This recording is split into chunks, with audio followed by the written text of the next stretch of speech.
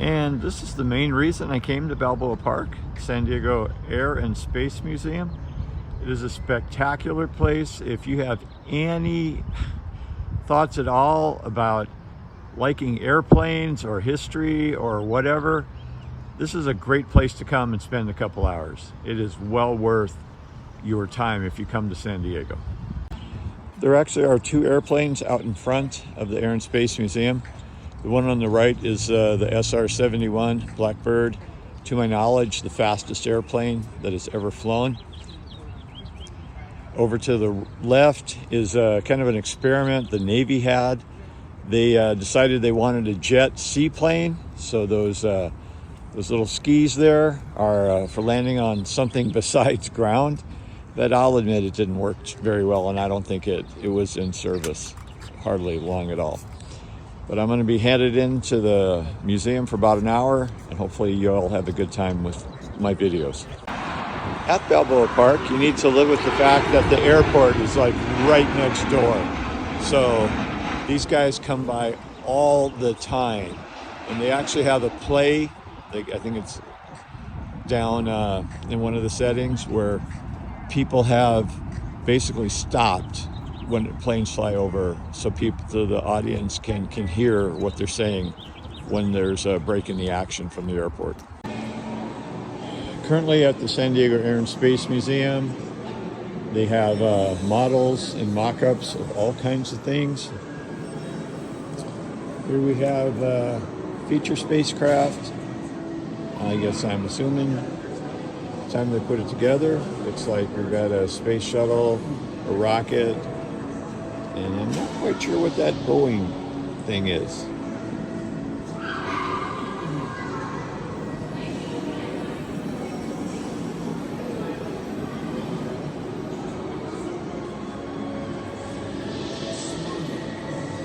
I think the space shuttle looking device, they actually call it a space taxi. They're looking to make ways to get people into space cheaper. Here we have a model of a futuristic car that actually does exist. A man in Austria wanted to be able to fly his car, so he designed and put together a prototype that actually does fly, believe it or not. It was, information says it was in 2014 in Austria it made a flight. I wonder if it's still flying, I'm not sure. Absolutely incredible. Okay, here we have something interesting. It looks like a manta ray, but it may be the airplane of the future. NASA Boeing blended wing body is an aircraft with wings and body merged to reduce drag. It enables the plane to burn less fuel and produce fewer carbon emissions. The scale model was tested in wind tunnels at just under the speed of sound. The Germans were actually the first to come up with this all-wing design. They had a plane, which is actually a jet fighter in World War II. We are currently using the B-2 bomber is our all-wing design airplane, which is really badass. If you've never seen it, that thing is spectacular. But this is, as I mentioned, a prototype, and it could be something that's coming out in the future. This is the Spirit of St. Louis, the airplane that Charles Lindbergh flew from New York to Europe for the very first time solo. He actually has a bit of a San Diego touch to it because he was here for a while. And there actually is a plane, I think it's here in the museum, I'm going to look for it, called the Spirit of San Diego, which looks kind of the same. Lindbergh was quite an adventurer. He loved to just get out and get things done. Sometimes I wish I was a little more like him. Right here we have the Spirit of St. Louis mock-up. There actually is a bit of San Diego tied to this. Charles Lindbergh was in San Diego for a while, and he did a lot of work here. Actually, our airport is called Lindbergh Field. I like to think that he took a piece of San Diego with him when he went on his solo flight across the Atlantic. And that's just what was special about it. Other people had flown across the Atlantic before, But he was the first one to do it solo. Quite the adventurer. Here we have a plane with a bit of history behind it. I believe this is the type of aircraft that was flown to break the speed of sound for the first time. You know, flying fast enough so a sonic boom is created. And I think, I'm gonna have to sit back and double check, but I think Chuck Yeager was the one who flew that airplane and did it. A hero from World War II and a milestone man for aviation. This is a mock-up of a space shuttle that they used for wind tunnel testing.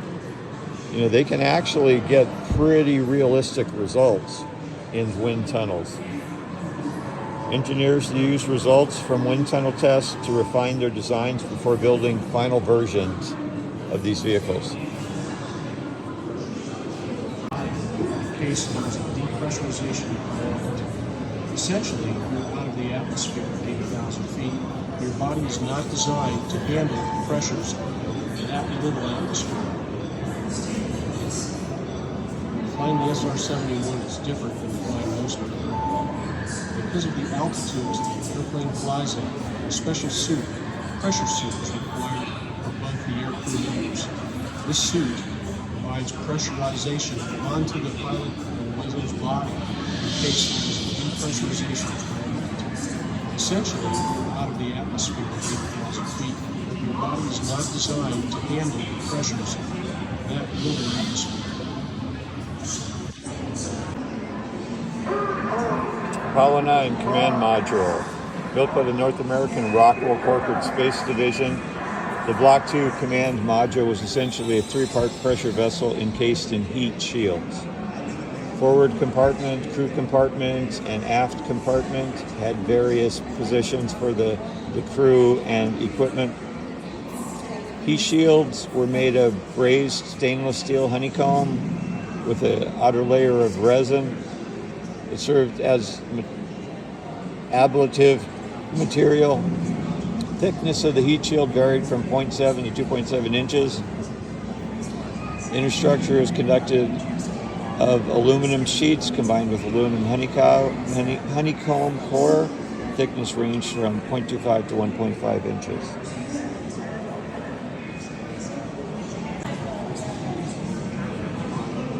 And this is the Apollo 9 Command Module itself.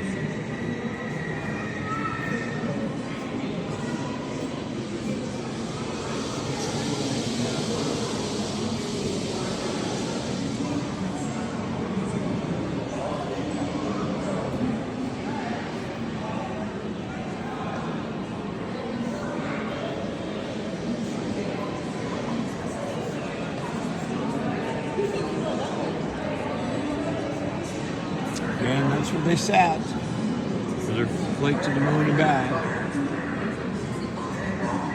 Amazing. We actually have a Mercury capsule here that I'm going to be sitting in as soon as the lady and her child here on the right now get out. This is specifics of the Mercury spacecraft, which, as it's mentioned, was America's first manned space program.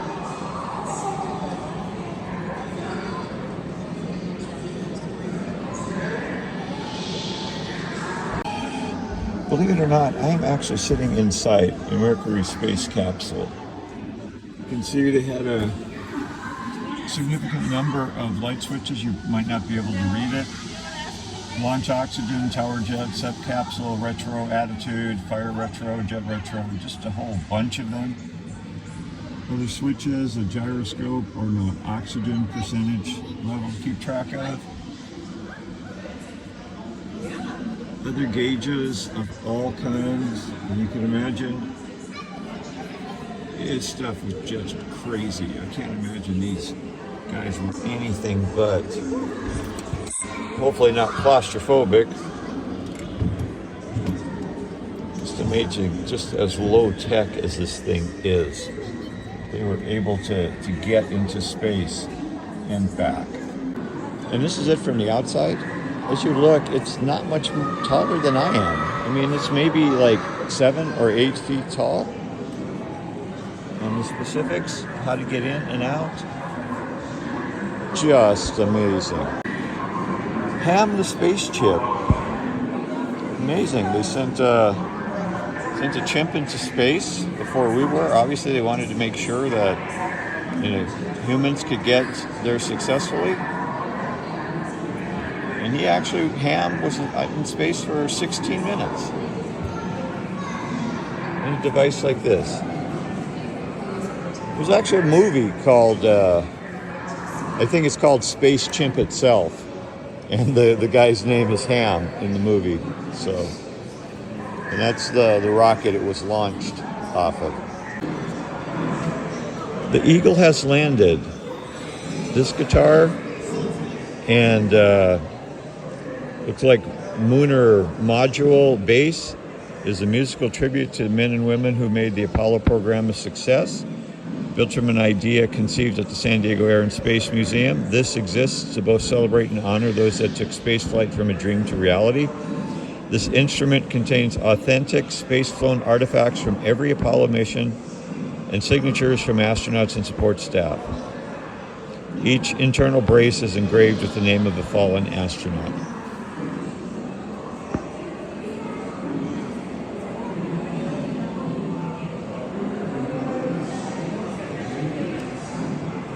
Kind of cool.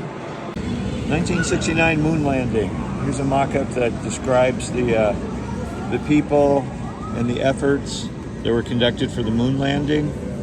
Neil Armstrong, Apollo 11 mission commander, stepped down the ladder of the lunar module Eagle onto the surface of the moon, making mankind's first successful excursion to another terrestrial body. Then he uttered the memorable line, "That's one small step for man, one giant leap for mankind."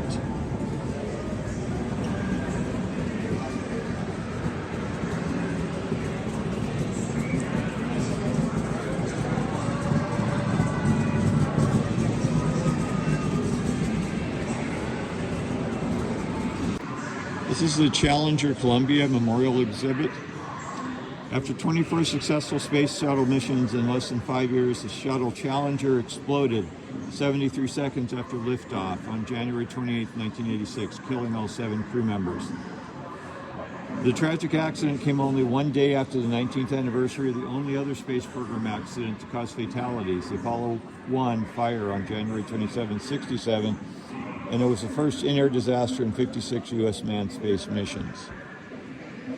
15 years later, the entire crew of the shuttle Columbia was lost in a second disaster to the space program as the vehicle disintegrated during the re-entry phase over the state of Texas, February 1st, 2003. This exhibit is dedicated to the memory of those brave men and women who lost their lives while daring to live the dream of space exploration. This is memorabilia from the Apollo missions.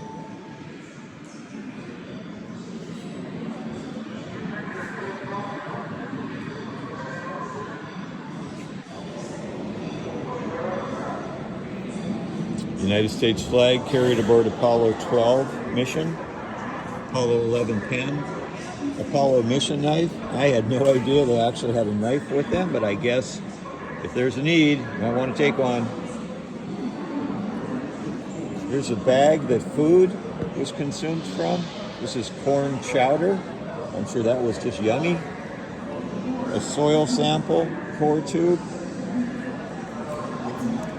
and an Apollo lunar sample container. Aluminum carrying case, which Apollo 11 used to return the first moon rocks to Earth from the Sea of Tranquility, July 1969. Only one person may be in the space program. Please stay behind the orange line. You will not need to touch the screen.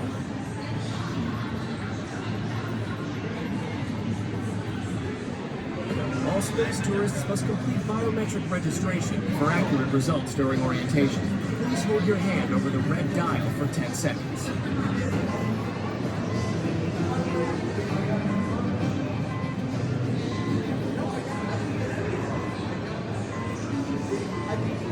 Good. Now hold your hand over the yellow dial for 10 seconds.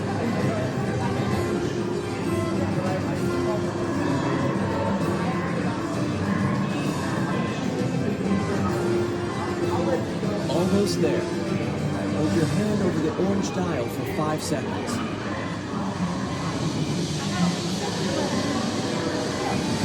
Biometric registration complete.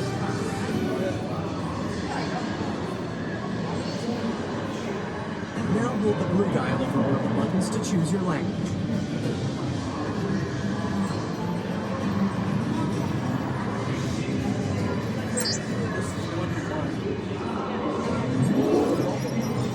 Mars, the ultimate destination. The most challenging journey known to our plane. You must complete orientation and earn your passport to visit the red.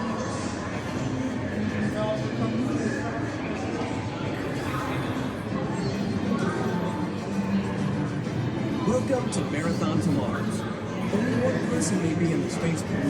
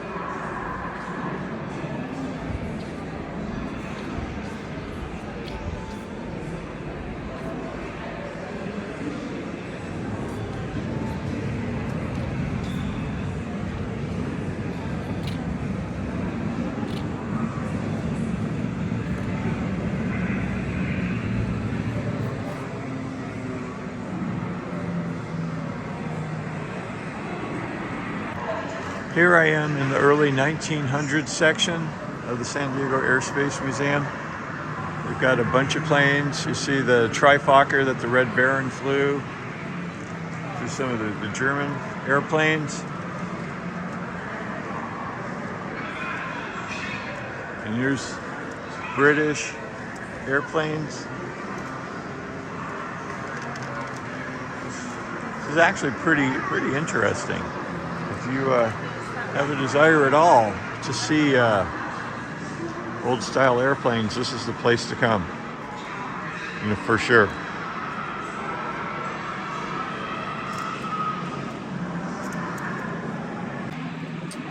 The ACEs.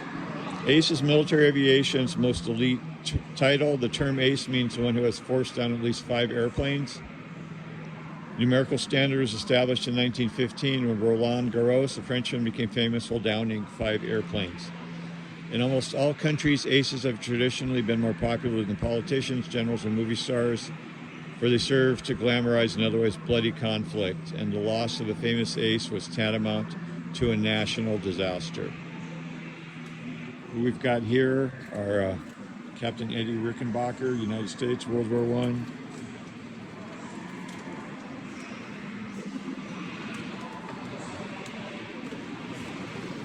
Captain Albert Ball.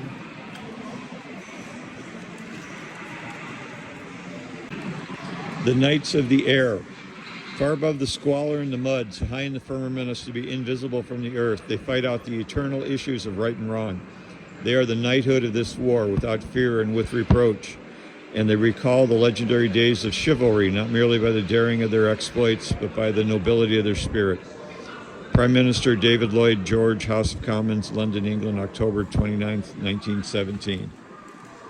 Baron Manfred von Richthofen. Oberlieutenant Hermann Göring, who was leader of the Luftwaffe in World War II.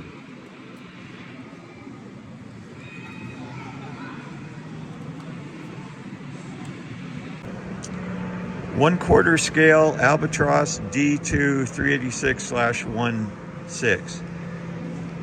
Painted in the colors of German ace Oswald Bokel, half covered to show interior details. Model took over 2 years and 3,000 hours to construct. Was custom made for the San Diego Air and Space Museum.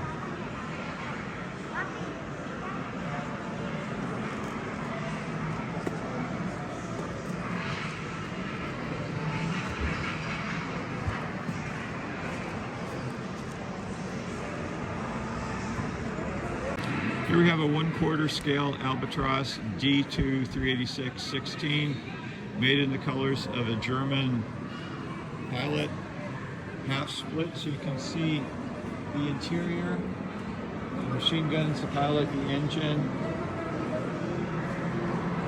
Over on the other side, it's got the material on the wings.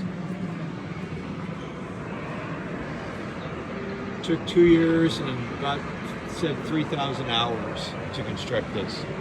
What we have here is a mock-up of a piece of history. It's a Fokker Eidendecker E3. Basically, it was one of the German airplanes used during World War I. There was a problem in the beginning of the war. If you look, see the machine gun up there? It was firing through the propeller. Well, there were people that basically shot their own propeller off. Sometimes they were able to put steel, kind of a triangular shape on the back to deflect the bullets, but even those after a while didn't really work. The manufacturer, Anthony Fokker, designed a simple interrupter gear. Basically, when the propeller was straight up in front of the machine gun, it wouldn't fire.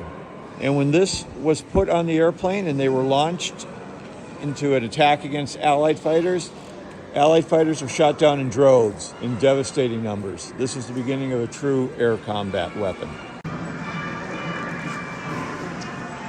This is the Fokker Eidendecker E3, which I'm now realizing I probably took another video of earlier, so I need to go check that. This is a Fokker DR-1, the triplane that was so famously used by the Red Baron in the Flying Circus, a German squadron. Very effective. His greatest ace in the war, the Manfred von Richthofen, was shot down and killed April 21st, 1918. And basically there's still a bit of controversy as to who actually killed him, because nobody saw it. And to my knowledge, they just saw the plane on the ground and somebody went over and it was him, dead. Some people say he was shot down by an infantryman in a trench with a rifle bullet. Other people say a Canadian pilot killed him. And quite frankly, I'm not sure, and maybe we will never know. This is a Fokker DR-1, the mythical image of aviation in the First World War, with its unique triple set of wings and its incredible association with Manfred von Richthofen, the Red Baron. The DR-1 is without a doubt one of the most recognizable airplanes in history. This airplane had lift. Obviously, it's got 3 wings instead of 2 or 1, and it was very maneuverable. And Richthofen himself was an incredible pilot, so he was very, very, very successful. He and his group, which was named the Flying Circus.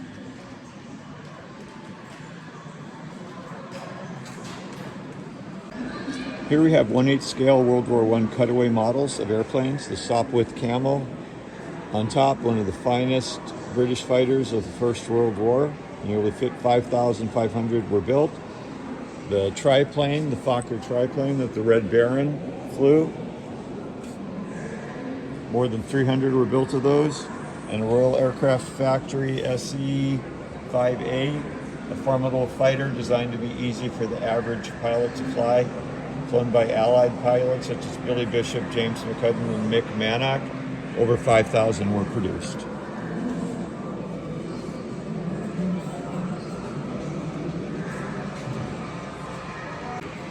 This is trench art. Basically, bored soldiers of the day would make artifacts of things that they happened to have in their possession. And all these were made in the trenches in World War I. So a little airplane here. A picture of a soldier. And a machine gun. I guess I'm not 100% sure that's considered trench art, but we got a machine gun here. The Ford ambulance, 1917 model. A number of Americans volunteered to drive ambulances during World War I. Ernest Hemingway was there, Walt Disney was there. Final design in 1917 for the American ambulance was here. It was shortened as much as possible, but it still could carry the litters that had the soldiers in it. Price paid was $475.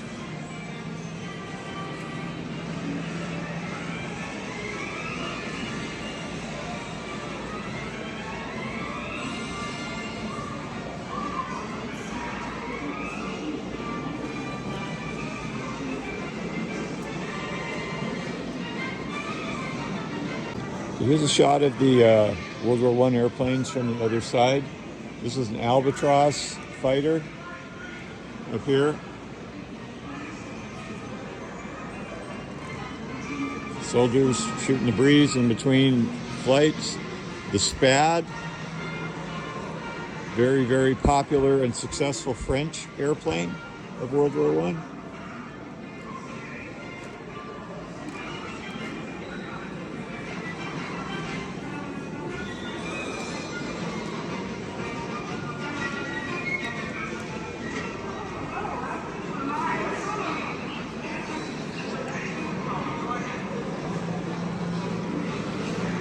And this is a Newport 28,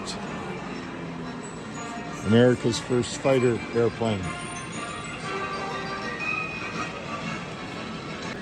Here we have the Newport 28 C1. It was the first fighter airplane the United States flew in World War I. It was produced by the French, but it was actually used to shoot down the first enemy aircraft for the United States and produced the first American fighter aces of the war. Captain Eddie Rickenbacker shot down 12 of his 26 victories flying this. And unfortunately, Quinton Roosevelt, son of President Theodore Roosevelt, was shot down and killed in this airplane. It was manufactured by the French, and they sold about 300 to the United States. So you could say it was kind of the beginning of America's aviation warfare history. Here we have a Zeppelin L-31. These balloons basically are rigid airship devices, arrived over London with a crew of 17 in October 1916, subjected to intense ground fire from British artillery batteries. It was attacked by a British fighter airplane. Pumped lead into her for all he was worth, said the pilot. She shot past me roaring like a furnace and hit the ground with a shower of sparks. This was the end of the Zeppelin menace. Basically, German high command gave up the use of giant airships as bombardment weapons in the Great War. This was built to a scale of 1/4 of an inch to the foot, or 1/48 the actual size. These things were just amazing.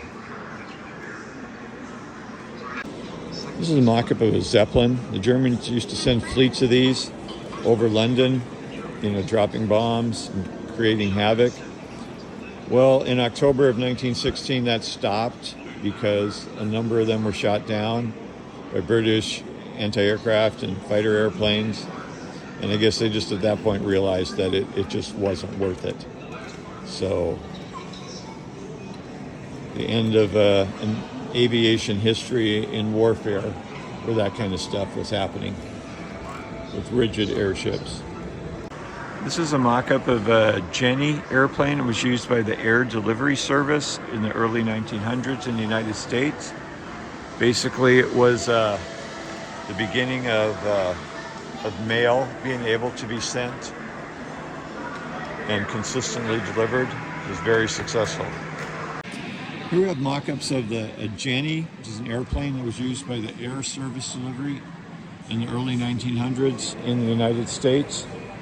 It was very successful, able to get mail reliably transferred from one place to another. And the U.S. Air Mail Service just had their 100th anniversary. Okay, it was 6 years ago.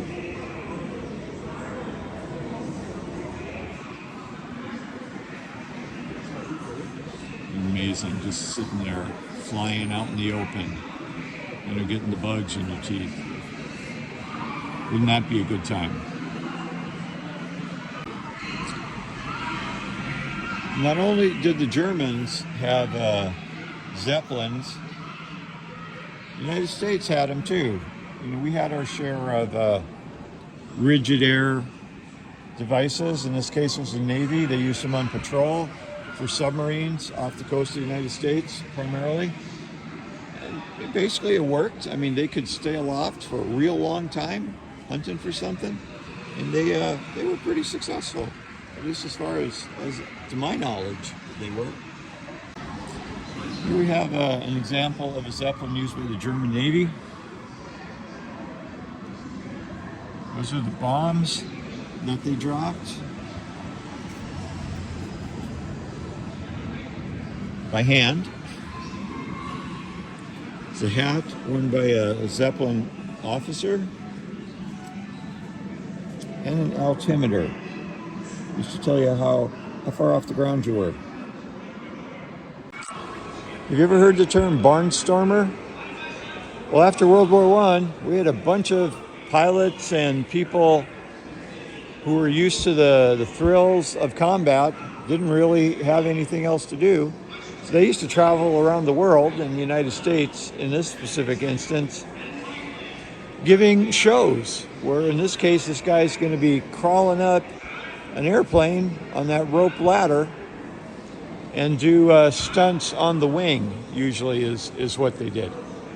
Very entertaining and, quite frankly, extremely dangerous as well. I've heard of many cases of people who died doing these. I don't happen to have any numbers for you, but if I can ever find some, I'll let you know. De Havilland DH-60 GMW Moth. During the golden age of flight, de Havilland Moth enjoyed worldwide popularity. During a 14-month period between July 28 and September 29, the Moth gained worldwide attention. On 3 separate occasions during this period, it was flown to a then record altitude of almost 20,000 feet, remained aloft for 24 hours, and broke the 100-kilometer closed circuit speed record. These events made a considerable impact in the aviation world.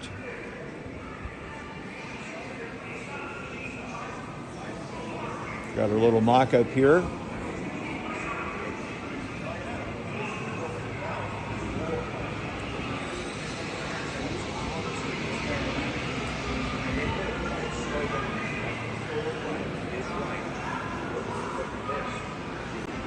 Consolidated PT-1 Trustee.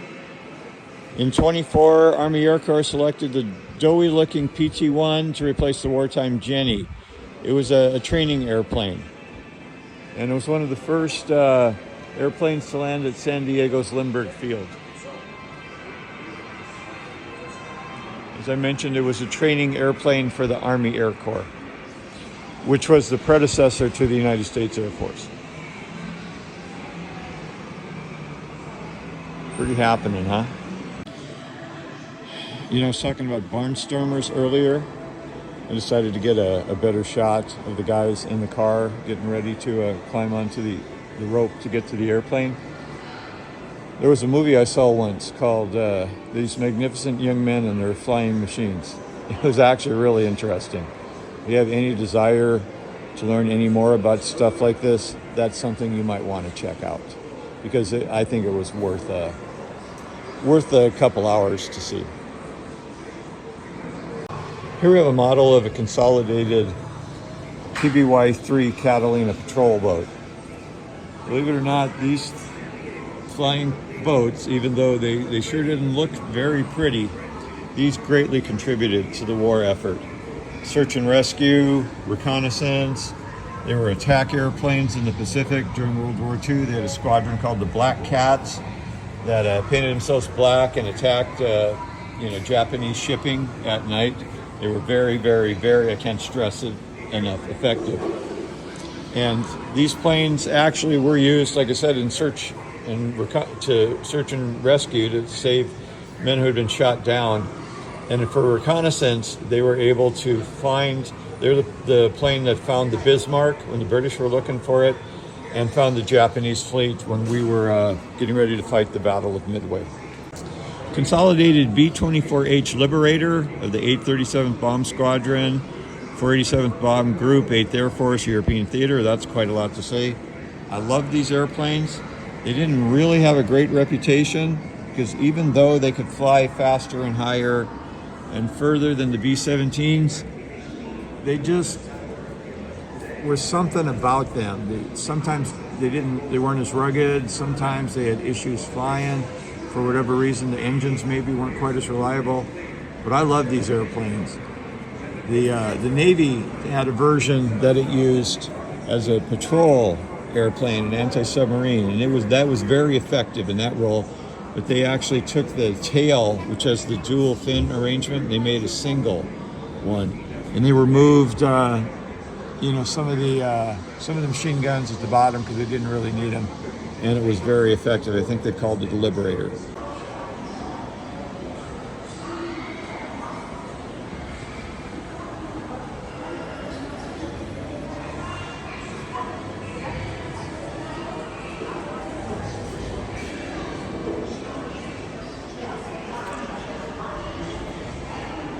Of some of the engines that were used in early airplanes.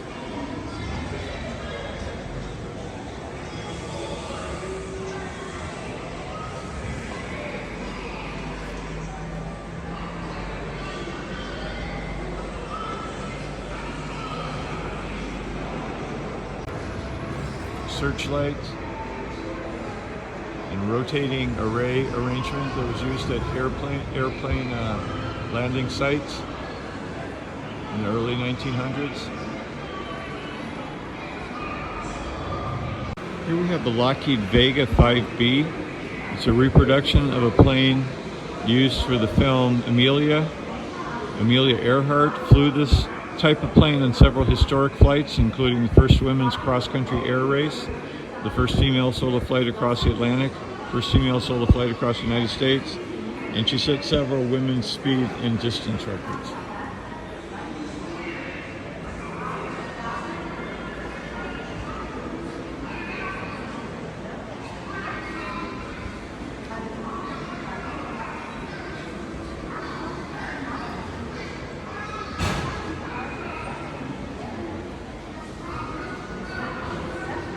Pretty cool, huh? Especially if you know anything about Amelia Earhart. Okay, I'm getting ready to walk into what I believe, without a doubt, is one of my most favorite things in the Air Museum. Where do you at, kitty cat? We have a number of planes, jets, you name it, and I'm going to walk around in a minute and we'll talk about it.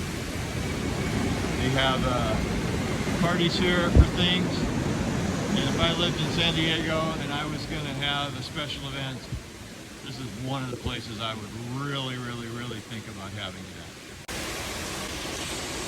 This is the Bell Cobra. It came to prominence in Vietnam because it was used for a lot of the air-to-ground support missions. Had a machine gun cannon arrangement, would fire rockets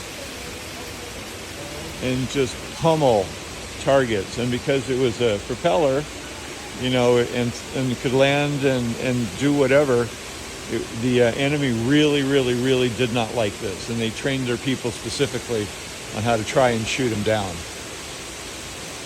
I really loved helicopters. I'll admit I had never actually flown in one, and maybe one day I will.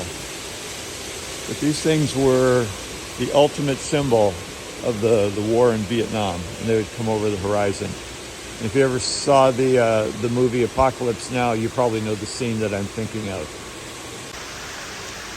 Here we have a scene that happened more than once during the war.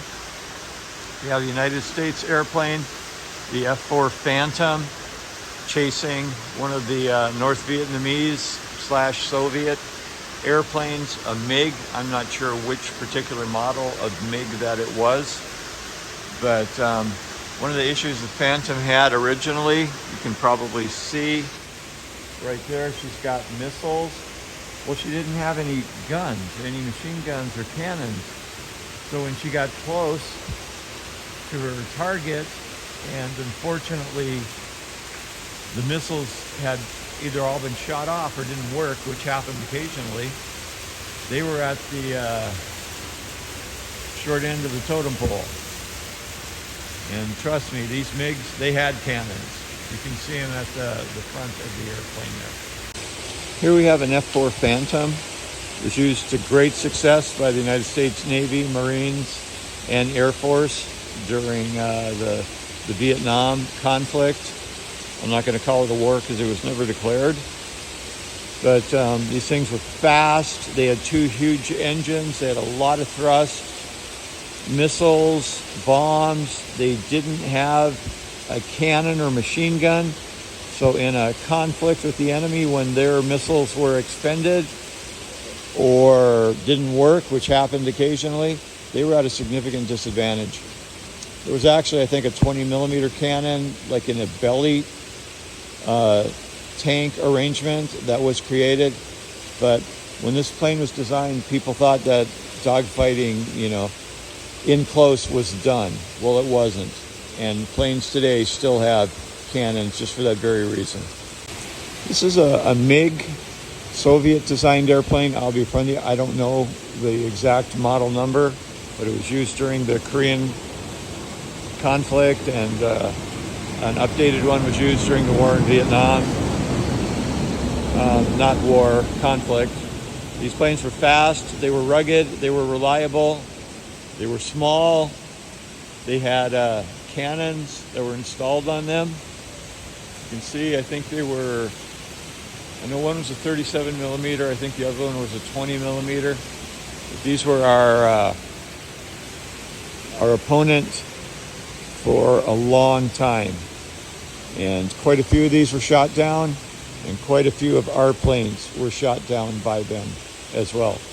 There's rumors that Russian and Chinese pilots actually fought against our pilots at the beginning of the Vietnam conflict, and then eventually the North Vietnamese flew as well. This is a Catalina I showed you in a previous video. It was a flying boat used for reconnaissance and search and rescue, and also, combat.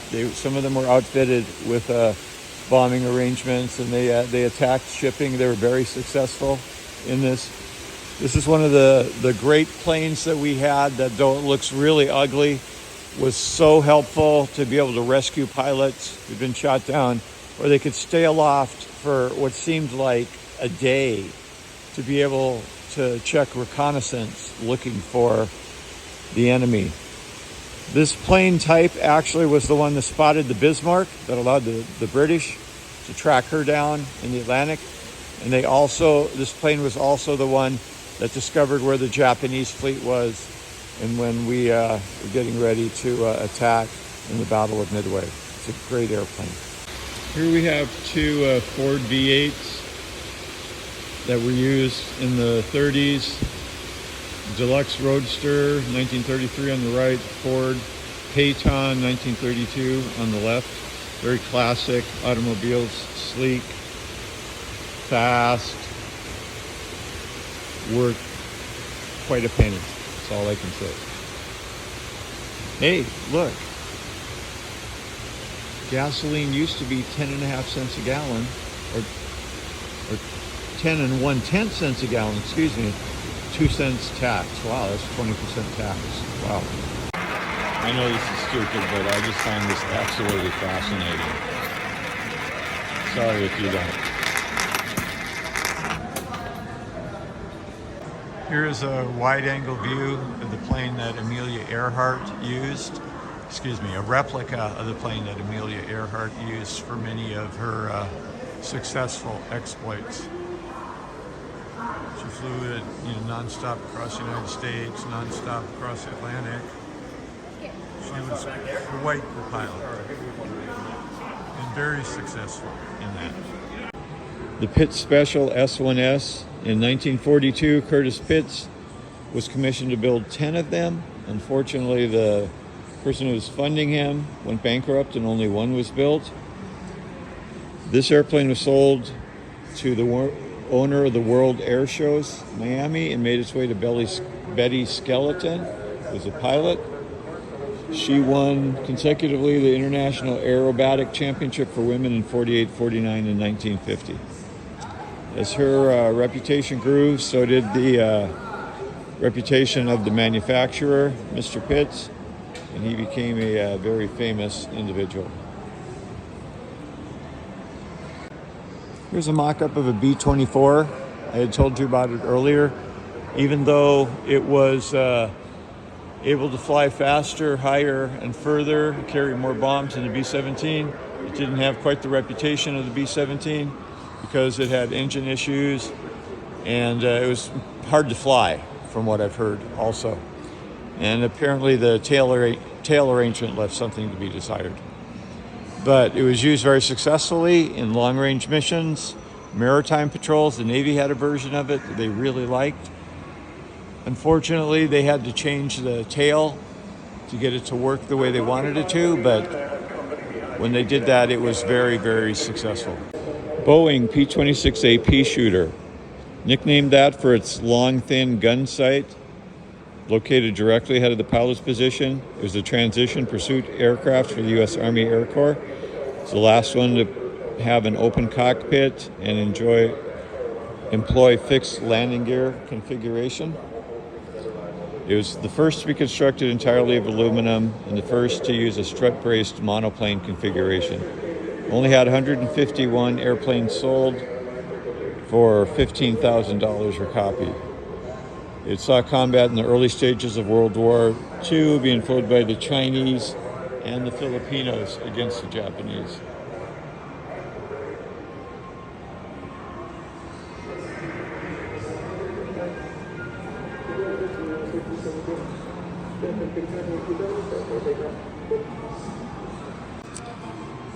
In 1941 and 1942, Claire Chenot led the American Volunteer Group, which was a bunch of American pilots that resigned from the service, and they went to China and they became missionaries, being paid by the Chinese government for every Japanese plane that they shot down. They were very successful in spite of the fact that they didn't receive a lot of support, that they didn't have a lot of help. They were able to shoot down quite a few Japanese airplanes and stop some Japanese attacks against the Chinese mainland.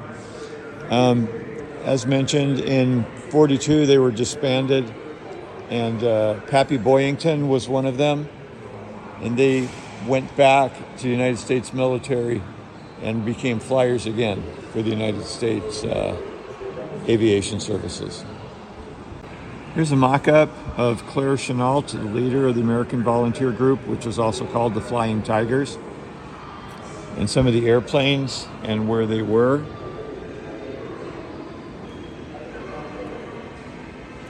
The type of airplanes they used were the... Oh, I did not know. There were Mustangs over there, but that was after the group had been disbanded later in the war. They mainly used P-40s.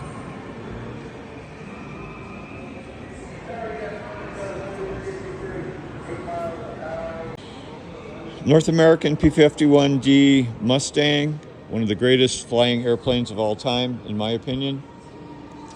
Long-ranged Merlin-engined Mustang gave the U.S. Army Air Force the air superiority it needed to counter Luftwaffe fighters in the strategic air war of Germany in World War II. It also served with distinction in the Far East Theater during the Korean War and also in the Air National Guard. They used to call these things the flying gas tank because basically they had gas everywhere you could imagine. And when they were outfitted with external fuel tanks, which is like what we're looking at right here, they could fly all the way to Berlin and back. They were called the the little friends by the bombers because they protected them from the enemy airplanes. They were very fast, very acrobatic, very successful, and all in all, just a wonder to fly. A little known and less publicized aspect of World War II is the story of the combat glider. Basically, they would take soldiers and equipment and get them airborne by being pulled by airplanes, and then when they were close enough, they would just release them and the pilots would do a controlled crash into the area. Hopefully nobody got hurt or died. This was the Waco CG-4A. It was used in operations in Normandy and other places very successfully. I will admit they were only used once. That's all they were designed for. Get the equipment there, and hopefully everybody's alive when they land. If you've ever heard of the Norden bomb site, it was actually one of our great secrets in early World War II. Unfortunately, it didn't turn out to be as successful as people thought it would. It was what the B-17s used to supposedly be able to concentrate attacks into a specific area. One bomber airplane would lead the whole group, and it was supposedly accurate. Well, unfortunately, it turned out their definition of accuracy later was to be able to drop a bomb within a mile of the target. And a lot of times that's not really very successful. And the Germans basically had gotten some of these from their spies and, airplanes that had crashed. So after a while, this, great big secret turned out to be almost a great big dud. But it was a serious advancement in technology, so that was a good thing during the time. Here we have a retractable ball turret. In the B-24 airplane, the wheels were not high enough to be able to take off or land with the ball turret in position, so it had to be retracted into the airplane. The B-17 had no such issues with that. This was basically where the smallest member of the crew would cram into, and he would be responsible for defending the bottom part of the airplane against enemy fighters. It was a harrowing and awful situation, and a lot of people didn't survive because they were basically an easy target. All the enemy fighter had to do was shoot at them, and when they were fairly certain that this person was dead, they had just fair way to kill the airplane. Here is the famous ME-262, one of the first operational jet fighters that saw combat action. It was very fast, up to 100 miles an hour, faster than the fastest Allied propeller-driven airplanes. The Germans used these successfully. They had 4 30 caliber cannons, and they could put a lot of damage into a bomber. These were the jet engines that powered them. Thankfully, the Germans weren't able to produce that many of them, and they were slow. They had what's called I call it turbo lag. But when they were up to speed and operational in the air, there was nothing could catch them. One of the German generals, Adolf Galland, said it was like flying with an angel. It was the beginning of the jet age for the military. Here we have the Supermarine Spitfire, the main British interceptor used during the Battle of Britain to defend London and the English territory against the Germans.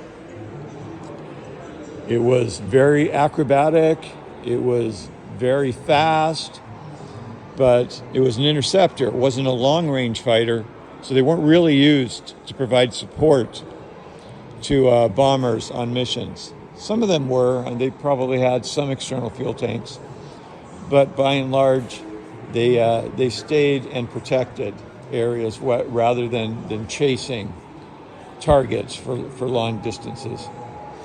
They used the 303 machine gun primarily, but they did have a version with 20 millimeter cannons, and I think that's what we're looking at here. A beautiful, excellent airplane. This is a mock-up of the Battle of Britain, the airplanes that were used by each side. The British had the Hawker Hurricane, Supermarine Spitfire, Bolton Paul Defiant, Gloucester Gladiator, and a Bristol Blenheim fighters. They were very successful. The Germans attacked with Messerschmitt Bf-109s, Junkers Ju-87s, Dornier Do-172s, and Heinkel He-111Hs. By and large, the main reason the British ended up winning, though, was not necessarily their pilots or their airplanes. They were able to coordinate the attacks, and they knew through the early radar system they had where the Germans were coming, and that was an extreme help for them. Models of German airplanes used during the Battle of Britain: the Messerschmitt Bf-109 to the left, Junkers Ju-87, Messerschmitt Bf-110C, Heinkel He-111H, and Dornier Do-17Z2s. Those were the primary weapons that the Germans used when they attacked London. They were originally very successful, and then the rumor has, for some reason, they decided to quit attacking military targets and attack London itself. And that gave the British the time and the ability to rebuild their airfields and restock their airplanes. And is one rumored reason for why the British won the Battle of Britain. Okay, here's the British airplanes that were used in the Battle of Britain. Hawker Hurricane to the left, Supermarine Spitfire, Bolton Paul Defiant, Gloucester Gladiator, that biplane there, and Bristol Blenheim were all fighters that were used in defense of England during the Battle of Britain. The primary reason England won, from my understanding, is not, even though the pilots were very brave and they had excellent airplanes, is because they had an early warning defense system with radar, so they could tell when the Germans were coming, and most importantly, where. So they could direct the few resources they had to getting the threat of the Germans eliminated. The landing signal officer, or LSO, was a pilot, but he was a key person on board an aircraft carrier during landing operations. They determined if the plane would land or not, depending upon how their approach was and how the pilot was responding. They had paddles in their hands, and you might have seen movies or video of them waving things around. That was to basically tell the pilot, hey, there's something you need to do. Basically, they've been replaced today by electronic devices, but they're still there actually talking the pilot down. They just don't stand on the deck and swing things around with their arms. Douglas SBD-4 Dauntless, the primary dive bombing airplane of the United States Navy at the beginning of World War II. They were tough. They were slow, actually, but they were very, very acrobatic. They actually had 2 machine guns in the cockpit that the pilot could fire over the engine. And basically, they would use these airplanes for combat air patrol if all the fighters were gone, because they could defend the aircraft carrier. They were used extremely importantly during the Battle of Midway. If you've ever seen the movie Midway, look it up. See just exactly what these people had to do to be able to get the job done and defeat the Japanese there. Messerschmitt Bf-109, the most numerous constructed airplane of World War II. I believe over 15,000 were produced by Germany and other countries. It was very fast, it's very acrobatic, very maneuverable, but it had an extremely limited range. It was able to perform successfully in numerous air events, the Battle of Britain, defense of the German nation itself, the bombing raids. Our pilots were very, very concerned when they saw one of these coming at them. Underside view of the Boeing B-17 Flying Fortress. You can see the stick of bombs that's being dropped. These planes basically pounded Germany from England in the early days of World War II. Eventually we got to the point where we could protect them with fighters, and then we started sending missions of up to 1,000 bombers. that would drop tons of bombs on German cities and targets. They were very successful. It was one of the great airplanes of the war that allowed us to win the war. Here I am standing in front of the Chance-bought F4U Corsair, a very famous airplane. The Marines loved these airplanes. They were attack airplanes that could carry a great number of weapons, whether it was rockets or bombs, had machine guns. They were very maneuverable, very fast. They could do what needed to be done and get their pilot back successfully. I've read reports of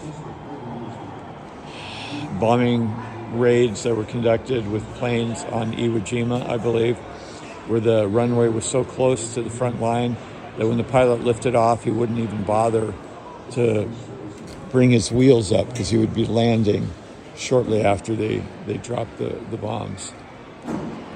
Incredibly successful, and these planes were also used to fight the kamikazes during World War II because they were so fast. This is the cockpit of the F4U Corsair. You can see it actually had a little bit of room to it. There was quite a bit that the pilots had to keep track of. This airplane was very fast. If you look, you see the front, it had a huge engine. It was so big that a huge propeller was also required to fly it. And that's why we have the gull wing arrangement, so that the propeller could be kept off the ground. It was a spectacular airplane and was also used not only in ground attack by the Marines, but in defense of the fleet when the kamikazes were coming, because it was so fast. They could hunt them down like no other naval airplane. These are examples of sheets that people used to train with to make sure they could recognize the enemy and also their own airplanes, so they wouldn't know to shoot their own airplanes down. I will admit, from what I've read though, if there was somebody in the front line, the old line would shoot first and ask questions later. Unfortunately, they did shoot down a number of their own airplanes at times. Here we have an A6M0 fighter, primary Japanese naval fighter of World War II. It was very fast, very long range, very acrobatic. The people had a lot of experience flying them, so when they attacked us originally, we didn't have a whole lot of success against it. But eventually we figured out what its weaknesses were. For one thing, it didn't have any armor or self-sealing fuel tanks. So if you hit it hard, a lot of times it just blew up or it burned. But the trick was hitting it. So pilots would, get up high and dive down upon it and hopefully, shoot some bullets into it and then dive back up high again, because you didn't want to dogfight this thing. Until we got better airplanes than we had at the beginning of the war, that was a death sentence. This was the plane I was talking about that we replaced our original naval aircraft in World War II with, the Grumman F6F Hellcat. It was carrier and land-based, designed and built by Grumman. It was fast, it was very reliable, it was fairly aerodynamic and acrobatic. Pilots loved it because it brought them back safely. 650 caliber machine guns. I think this particular type of airplane was so successful that it had an extremely high number of enemy airplanes shot down per loss of its own in combat. These planes were just really, really appreciated when they showed up to replace the Wildcats on the carriers. The man who planned the attack on Pearl Harbor was Admiral Yamamoto. We realized that if we could successfully get rid of him, one of the main thinkers of the Japanese Navy would be gone. So he was the head of the Japanese Navy, and he was touring in the Pacific, and we intercepted some communications and we knew where he was going. So we sent out a flight of, I think it was 16 P-38 Lightnings to intercept him. And they were able to do so after flying 1,000 miles across the open ocean. and he was shot down and killed. That was one of the great successes of the war for the United States. This is a mock-up of the USS Yorktown, one of the aircraft carriers the United States had at the beginning of World War II.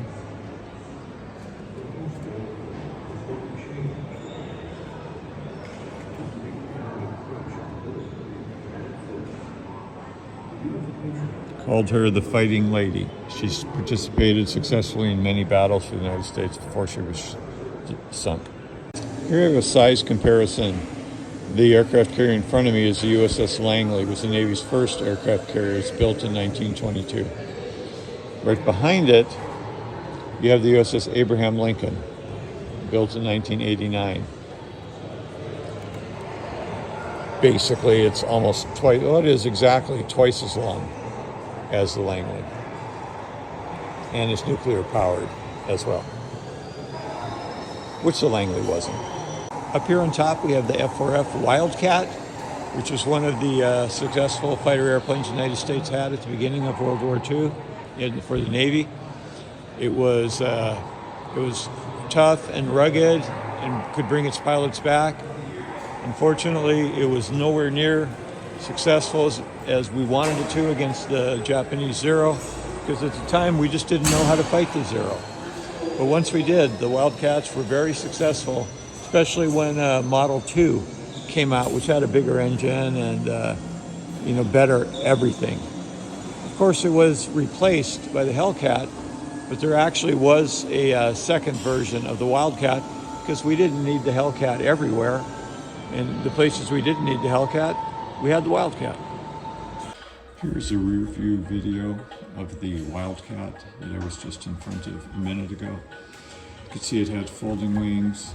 It had the arrangement which made it very, very reliable on an aircraft carrier, because you could fit more airplanes in. It was all in all a very excellent fighter at the beginning of the war. Especially once we learned how to fight the Zeros, then everything changed.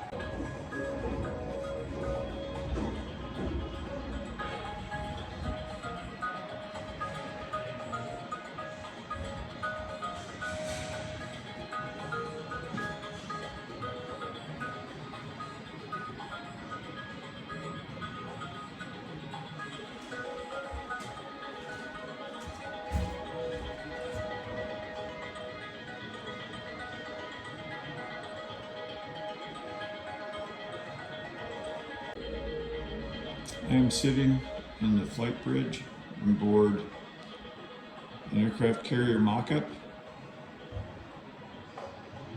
This is what they would have seen if they were looking out. Basically, they kept an eye on the planes that were coming in to land,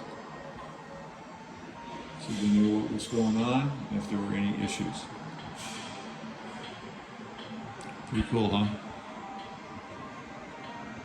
Here are models of a variety of aircraft that were flown by the United States Coast Guard since its inception. Coast Guard is primarily search and rescue, and they also patrol our borders, keeping track of, hopefully, things out of the United States that shouldn't be here.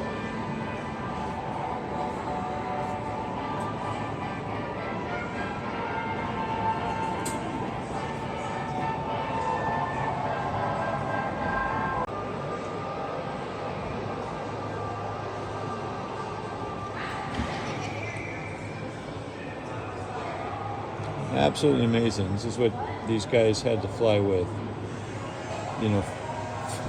40 or 50 years ago.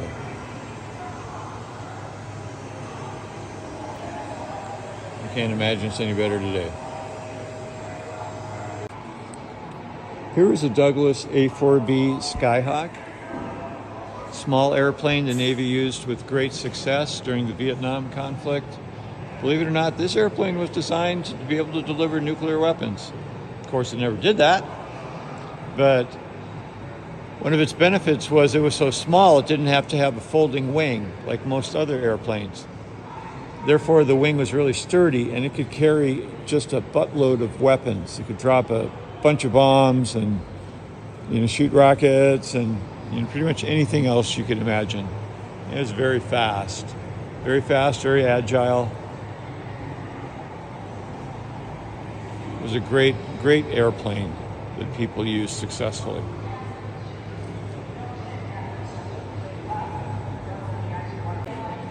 M60 machine gun was a standard light machine gun used by the United States in the Vietnam conflict. It fires a 7.62 NATO cartridge at a rate of 550 rounds per minute. The version on display here has been modified for use as a helicopter door gun. From what I heard, when these guys were flying over conflicted territory, they would just shoot, even if they couldn't see anything, because there's a small chance they would hit something. The surface-to-air missile, SAM, and F-105 Thud shown were the deadliest of enemies, like the Cobra and the Mongoose. F-105 pilot would try to trick the SAM operator into lighting up his radar and then giving him an opportunity to fire a missile beam down the throat and destroy the anti-aircraft rocket. On the other hand, the SAM shooter would try to get the missile locked onto the aircraft and launched before he could begin his attack. The resulting duel usually ended up badly for the SAM.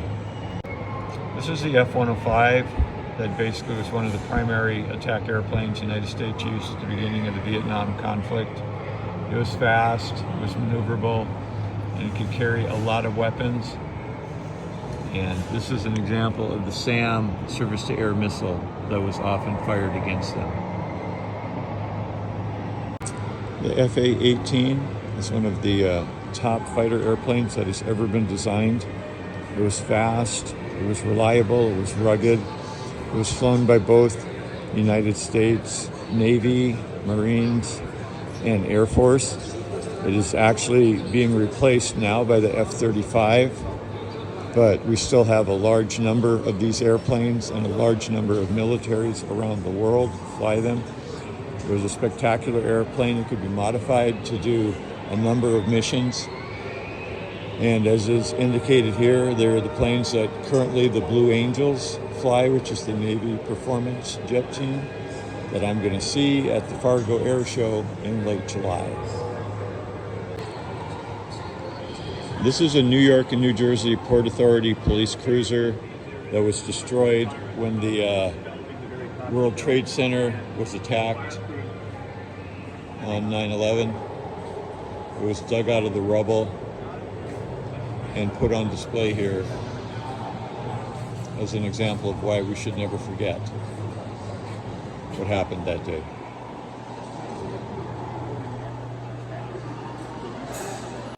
So what do you think is the most fuel-efficient vehicle that has ever been designed?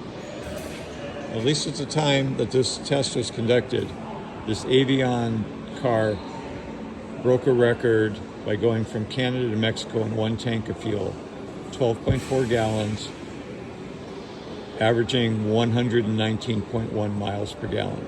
And this was in 2010.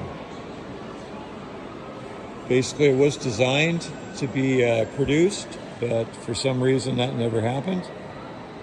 But it is just an example of what can be done if people put their minds to it. So if you're wondering what the most fuel-efficient vehicle was ever designed and actually constructed, you're looking at it here. This is the Gene Roddenberry exhibit at the Comic-Con Museum in San Diego. He was extremely influential for a bunch of things.